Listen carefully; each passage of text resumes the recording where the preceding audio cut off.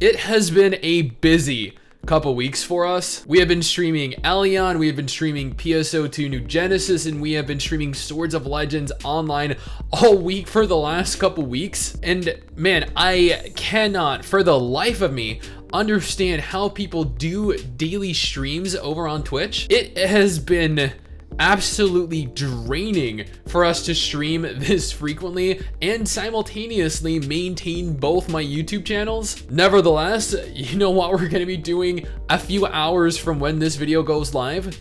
Yeah, streaming more Swords of Legends online over on Twitch. And we have a few more closed beta keys to give away to those of you that decide you want to stop on by. They will get you into this closed beta test. They will get you into the next closed beta test that takes place on June 1st through June 8th. Now, if you want the opportunity to win one of the remaining closed beta keys we have left, all you have to do is make sure you're subscribed to the channel, because this is only available for those of you that are actively subscribed, and I can tell if you are or you are not. And go down into the comment section below and tell me what about Swords of Legends Online most appeals to you. Is it the graphics, the aesthetic look and feel of the game? Is it the combat? Let me know, and I will choose a few of you to send keys to. Again, alternatively, we will be raffling a few more of the keys over on our Twitch channel at twitch.tv/MMOBite about 4 hours from when this video goes live at 3 p.m. Eastern Standard Time. So if you want the opportunity to potentially get into both of those closed beta tests, or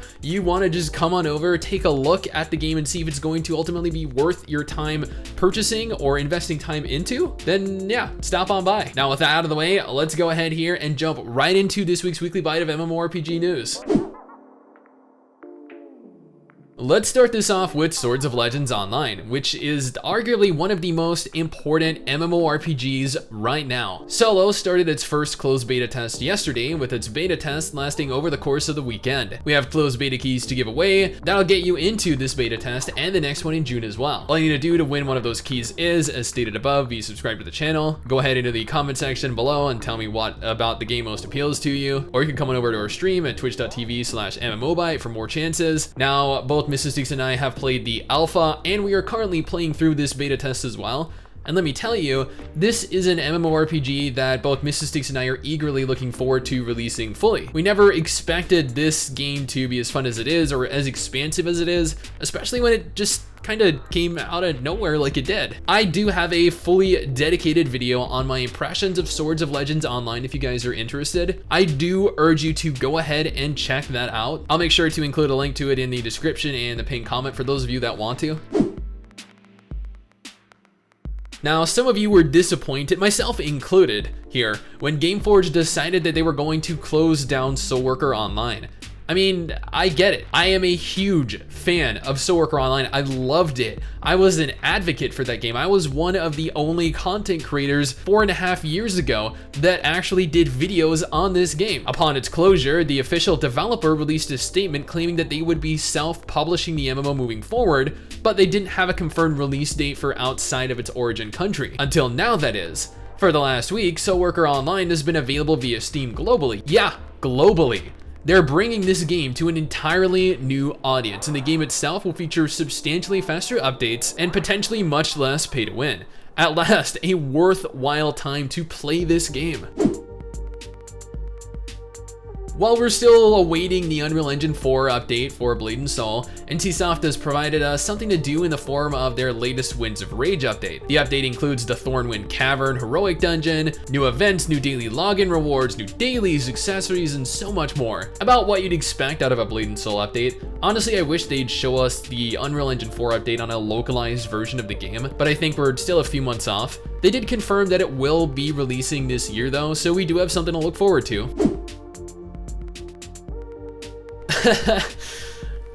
Well, I'm sure you've all heard about the drama surrounding New World recently, right? Amazon announced that their cash shop would not only offer cosmetic items, which honestly, I find it difficult to see how anyone would have any kind of issue with cosmetic items being sold in a cash shop, but They also went on to note that they will have additional quality of life items such as, but not limited to, boosts for XP and trade skills. What this could mean, as they did not explicitly state that they would, is that New World has the potential to implement items into the cash shop that provide players a paid advantage, as many people believe that things like an XP boost are the definition of the term. Now, I'm not sure why specifically Amazon think putting items into the game that allow players to skip the leveling experience, exploring the world, is a good idea. Is the leveling really that poor? Why not just wait until players have been at endgame for a while and then just go ahead and implement something like that after? I don't know. Regardless, Amazon and New World have scurried around attempting to dissuade players from canceling their pre-orders for the game,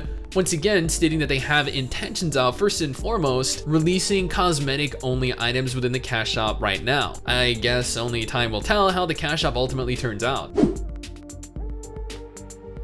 Did you guys know that Final Fantasy XI has been online for almost 2 entire decades? Yeah, the MMO is 19 years old at this point, and somehow it still receives semi-regular updates with new content. Specifically, this time around, players are getting not only a continuation of the Voracious Resurgence story, but also an entirely new job advancement system. Specifics were withheld for the most part, with the exception being that the update will roll out simultaneously across all jobs. Now, if you thought Revelation Online was dead, well, I mean, speaking of its population, then yeah, maybe. But the game's development most definitely is not. Earlier this week, we found out that the team behind Revelation Online was preparing to release their latest Demonic War update, where they plan on introducing new dungeons, new cosmetic items, and content for players level 69 and above. And I can already hear you guys all the way from over here laughing at the level requirement. Yeah, you guys need to grow up a little bit, mature a little bit more, kind of like me. Even despite how low the population is for the game, it's refreshing to see it receive updates on occasion.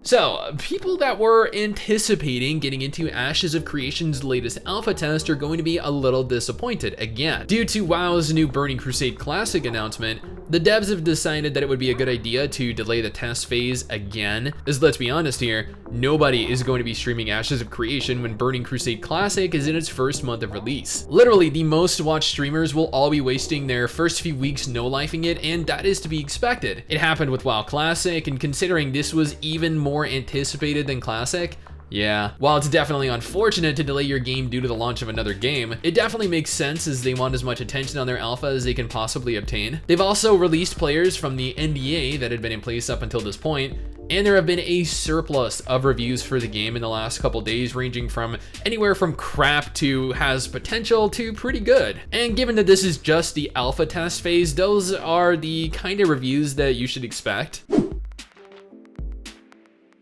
I did a video on New Genesis just a couple days ago that is already sitting at about 70,000 views currently. The beta test did not offer much in terms of story or narrative, but it provided players with a lot of gameplay mechanics that will be in the final incarnation of the game. And you know what? I was pleasantly surprised how well the game ultimately turned out. Yes, we have a dedicated video up for it with my thoughts, but I figured I should note that I'm very eager to get into the game when it launches onto Steam next month. This is a title that could turn out to be one of the breakout hits of the year.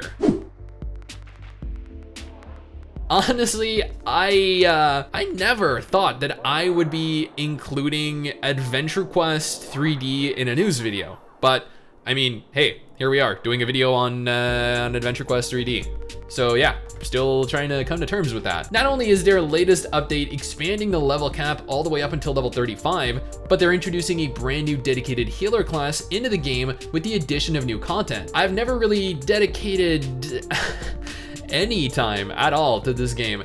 So with the addition of the new class, I feel as though it might be a good opportunity here to get Mrs. Six to follow me into it.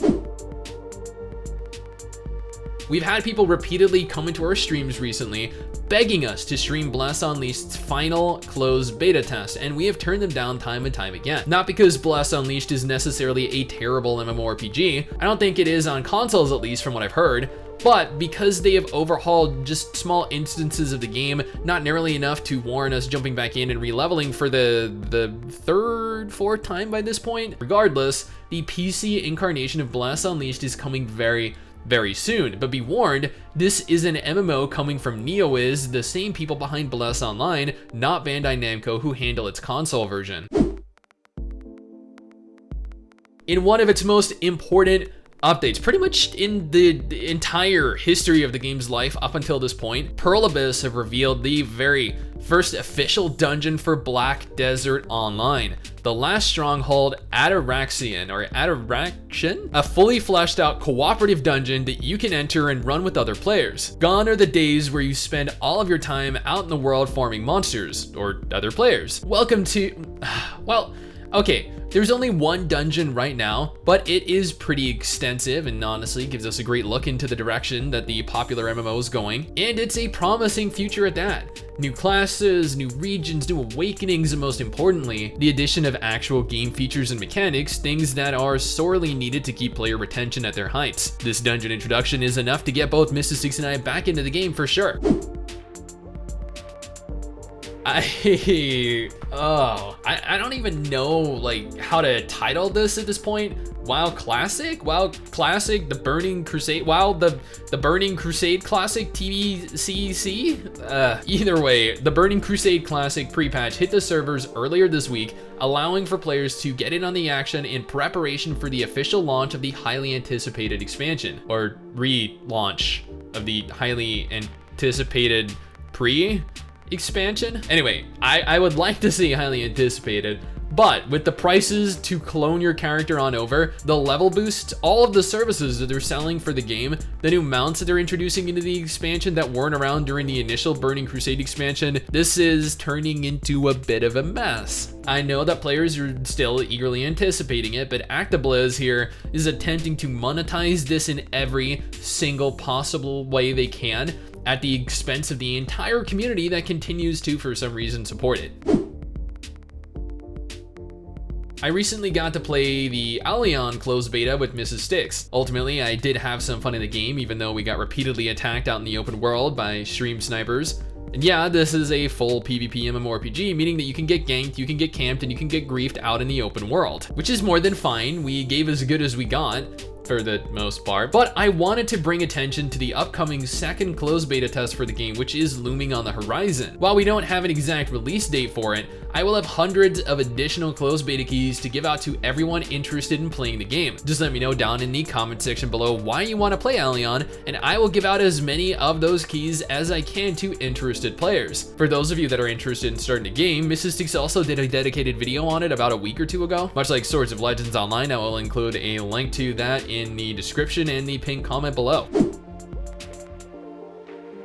It has been a busy couple weeks for Final Fantasy XIV. On the one hand, we have an official release date for Endwalker now, November 23rd. Yeah, it is actually still 6 months away from releasing, much to the dismay of the player base. 6 more months of grinding the same content repetitiously. Not that other MMOs are really doing much better, with players in WoW still waiting equally as long, if not even more so, to receive their latest update after Shadowlands dropped several months ago. They confirmed that the next job to release into the popular MMO accompanying the Sage will be the Reaper, as people repeatedly called ever since it was announced we'd be receiving a new job. You'll need to be level 70 to obtain that job, of course, with the job quest taking place within my favorite city, the home of our potato overlords, Ul'dah.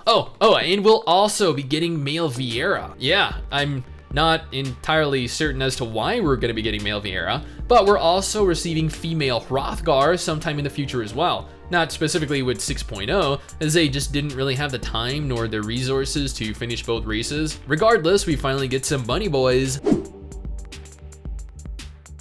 And after months of releasing really small tidbits of information via their Twitter, Bandai Namco have confirmed that they have plans to do a brand new live stream for Blue Protocol. This stream is going to take place via their YouTube channel as always, and will begin at 7 a.m. Eastern Standard Time, meaning that I am definitely going to be fast asleep. But I will most certainly be doing not only a video covering everything that the stream reveals, but also re-streaming the stream live over on our Twitch channel, going through everything they discuss. So if you want to see all of that live, again, go ahead and follow us over on Twitch. Now, they have not elaborated on what specifically they plan on covering when they do their stream, but I'm excited to get a ton of new video footage, screenshots, and general information for the game. And that is it. That is all of the MMO related news that has been brought to my attention over the course of the last couple weeks. If you think of anything I missed, go ahead and let me know down either in the comment section or by hitting me up on Twitter or Discord or Instagram or Facebook or really anywhere you can get a hold of me. Make sure to include